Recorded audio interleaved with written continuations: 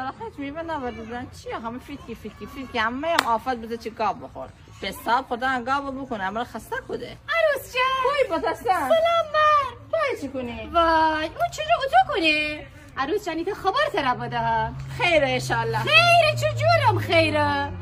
اما امی خانه زمین بجار همه بفروختیم که خسته چرا؟ وای تره بگم انا بنایم بانک من حاجی امر آخر عمری انا سود فگیریم بخورید چی بکنیم بخوزه زین ببر بیله که خانه میپسر تره بنه حاجی جان بشیم ایه بس وای موقعی که من خانشین تا اول نفر بی از خانه عمل تا دیگه نه حاجی او تو چرا کنی خطر